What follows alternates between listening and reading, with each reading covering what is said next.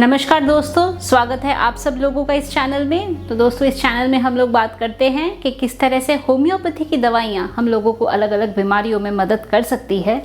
और आज हम लोग बात करेंगे कि कोई भी इन्फ्लेमेशन के बाद या आपको कोई बीमारी है उसके बाद बॉडी में एक हल्का हल्का बुखार रह गया, एक फीवर की जो फीलिंग है वो रह गई है, या फीवर आपको ज़्यादा नहीं पर 99 तक आपको फीवर कंटिन्यू रह रहा है, तो ऐसे स्थिति में हमारी होम्योपैथी की कौन सी दवाइयाँ हैं जो आपको मदद कर सकती है, तो इसी बारे में हम लोग बात करेंगे। तो दोस्तों, अगर आप लोग मेरे चैनल में नए हैं तो वीडियो को देखने से पहले चैनल को सब्सक्राइब करके बेल बटन को अवश्य प्रेस कर दे ताकि आप कोई भी इंफॉर्मेशन मिस नहीं करें।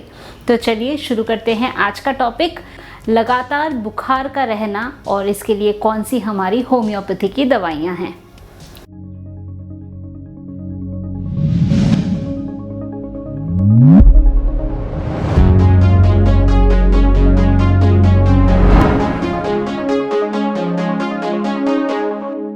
तो दोस्तों, जो बुखार है, बुखार कोई बीमारी नहीं है। तो दोस्तों, बुखार एक सिम्टम है जो कि कोई भी अंडरलाइंग कंडीशन, इन्फ्लेमेशन, इन्फेक्शन ऐसे किसी भी कारण से हो सकता है। तो चलिए बात करते हैं कि अगर आपको लगातार बुखार रह रहा है, बुखार ज़्यादा तो नहीं है, 99 तक बुखार रहता है, पर ये लगातार रह रहा है, बुखार ख़त्म नहीं हो रहा, तो ऐसा क्यों है और इसमें कौन सी दवाइयाँ हैं जो मदद कर सकती है। तो दोस्तों, क्या होता है, अगर बॉडी में कोई आपको इन्फेक्शन हुआ, बॉडी में कोई इन्फ्लेमेटरी प्रोसेस हुआ और आपको काफ़ी टाइम तक बुखार रहा, तो बॉडी का जो एक थर्मो रेगुलेशन है वो डिस्टर्ब हो जाता है। इसके बाद अगर आपका डाइट वगैरह प्रॉपर नहीं है, ठीक से आप खा नहीं रहे क्योंकि भूख नहीं लग रही है, आपको रेस्ट ठीक से नहीं हो रहा है, स्लीप आपका प्रॉपर नहीं है, तो इन कारणों की वजह से भी आपको एक जो रिकवरी है उसमें टाइम लग सकता है, या आपका जो बुखार है वो कंटिन्यूअस रह सकता है। तो बात करते हैं कि ऐसी कौन सी होम्योपैथी की दवाइयाँ हैं जो ऐसे कंटिन्यूअस फीवर में आपको मदद कर सकता है कि बुखार हमारा चल रहा है, पूरी तरह से ख़त्म नहीं हुआ है। दोस्तों, हमारी सबसे पहली जो मेडिसिन है वो है बैप्टीसिया। बैप्टीसिया में हम देखते हैं कि आपके बॉडी में एक शिवरिंग का महसूस होता है, कंपन का महसूस होता है, और उसके बाद बहुत ज़्यादा शरीर में वीकनेस होता है। तो वीकनेस बहुत ज़्यादा है, लगातार फीवर रह रहा है। इसको हम टाइफॉइड फीवर में भी यूज़ कर सकते हैं, बहुत अच्छी मेडिसिन है हमारी बैप्टीसिया। और देखते हैं हम धीरे धीरे करके पेशेंट का जो एक अलर्टनेस है वो कम हो गया है, उसको बैठे बैठे नींद आ रही है या कुछ सवाल पूछा जाए तो बात करते हुए बीच में सो पड़ रहा है, तो इतनी ज़्यादा वीकनेस आ गई है। तो वीकनेस बहुत ज़्यादा है। बैप्टीसिया के जो बॉडी के डिस्चार्जेस होते हैं, चाहे वो स्टूल हो, यूरिन हो, पसीना हो, इनमें से बहुत ज़्यादा स्मेल आता है, बहुत ज़्यादा ऑफेंसिव होता है। तो क्योंकि शरीर में एक हम डिकम्पोजिशन, डिजेनरेशन ऐसी स्थिति हम देखते हैं, लो ग्रेड फीवर है, इसके साथ साथ मेंटल अलर्टनेस कम हो गई है, discharges very very offensive, weakness बहुत ज़्यादा, तो बैप्टीसिया मेडिसिन का हम प्रयोग कर सकते हैं। दोस्तों, बैप्टीसिया मेडिसिन को 30 पोटेंसी में दे सकते हैं, इसको मदर टिंचर के रूप में भी दे सकते हैं। अगर बहुत ही ज़्यादा वीकनेस हो, बहुत बहुत सिवियर काइंड ऑफ वीकनेस हो, तो हम मदर टिंचर का भी प्रयोग कर सकते हैं। तो ये थी हमारी सबसे पहली मेडिसिन बैप्टीसिया। दोस्तों, जो दूसरी हमारी मेडिसिन है ऐसी कंडीशन के लिए वो है कैमोमिला। अब कैमोमिला में हम देखते हैं बॉडी का एक पार्ट तो नॉर्मल है, एक पार्ट गर्म है, एक तरफ बॉडी वार्म है, एक तरफ पेल है। तो इसको ऐसा भी एक्सप्लेन कर सकते हैं कि एक चीक बिल्कुल रेड है और दूसरा जो चीक है वो एकदम से पेल है। तो बेसिकली जो ऑल्टरनेट हीट एंड कोल्डनेस ऐसा हमें थ्रू आउट इसमें देखने को मिलता है। कैमोमिला में एक चिड़चिड़ापन, इरिटेबिलिटी बहुत ज़्यादा मार्क्ड होती है। बच्चों के केस में अगर हम देखें, बच्चों को बुखार है, उसके साथ साथ इरिटेबिलिटी है, बच्चा बहुत ज़्यादा क्रैंकी है, बहुत ज़्यादा रो रहा है, तो ऐसे में कैमोमिला का प्रयोग किया जा सकता है। कैमोमिला के पेशेंट को तकलीफ़ कब होगी, जब हवा लगती है, ठंडी हवा लगती है, या चादर ओढ़ के लेटे हैं, अगर चादर हटाया जाए तो उससे भी प्रॉब्लम होती है। तो अनकवरिंग से जो इनकी प्रॉब्लम है ये बढ़ जाती है। तो ऑल्टरनेट हीट एंड कोल्ड, या एक चीक पेल और एक चीक वार्म, ऐसे में कैमोमिला एक बहुत ही अच्छी मेडिसिन। तो ये हम बॉडी में थ्रू आउट देख सकते हैं। ऐसा हो सकता है कि पेशेंट लेटा हुआ है तो एक साइड जहाँ लेटा है वहाँ पे गर्म फील हो रहा है और जो अपोजिट साइड है वो नॉर्मल टेम्परेचर का फील हो रहा है।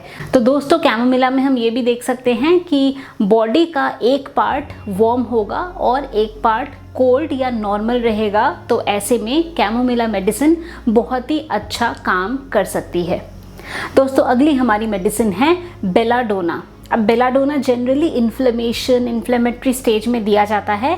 बेलाडोना का प्रयोग आपको तब करना है जब हम ये देखते हैं कि एक नर्वस इरिटेबिलिटी है, या पेशेंट को अगर बच्चों में अगर हम बात करें तो बच्चों को अगर मेनिंजाइटिस की प्रॉब्लम होती है, या बड़ों की बात करें जो कि नर्वस हैं और डिलीरियम हो रहा है, फीवर के साथ साथ उनको कुछ वो बड़बड़ा रहे हैं, डिलीरियम हो रहा है, डिल्यूजन हो रहा है, और इसके साथ साथ हो सकता है इनवॉलेंट्री यूरिन और स्टूल पेशेंट का इनवॉलेंट्री ये पास करे। सर में दर्द होता है, हेडेक बहुत तगड़ा होता है, बहुत ज़ोर से हेडेक होता है। जो सर है और जो फेस है वो एकदम से रेड हॉट होता है। बाकी पूरा बॉडी इतना गर्म नहीं है या नॉर्मल है, पर जो सर है और चेहरा है वो बहुत ज़्यादा रेड कलर का होता है। Throbbing of the carotids. तो ऐसी जब कंडीशन हो जो कि ये मार्क करे कि एक नर्वस इरिटेबिलिटी है और उसके साथ साथ सर में दर्द है, तो बेलाडोना मेडिसिन का प्रयोग हम कर सकते हैं। दोस्तों अगली हमारी मेडिसिन है जेल्सीमियम। अब जेल्सीमियम में हमें ये ध्यान देना है, पेशेंट को बुखार के साथ साथ प्यास नहीं लगती, पानी पीने की इच्छा नहीं होती है, और जेल्सीमियम का पेशेंट कैसा होता है, उसको पूरे बॉडी में बहुत वीकनेस का महसूस होता है। तो ऐसा लगता है कि पूरा शरीर बहुत वीक हो रहा है, बहुत ड्राउजी फील हो रहा है, बहुत नींद आ रही है, उठ के बैठ नहीं पा रहे हैं, शरीर में इतनी ज़्यादा थकावट है और हमेशा एक लो ग्रेड फीवर चली रहा है। तो कभी तो ऐसा लगता है कि फीवर तो इतना नहीं है पर शरीर में इतनी कमज़ोरी और इतनी ज़्यादा थकावट क्यों है। तो दोस्तों ऐसे में जेल्सीमियम मेडिसिन का प्रयोग किया जा सकता है।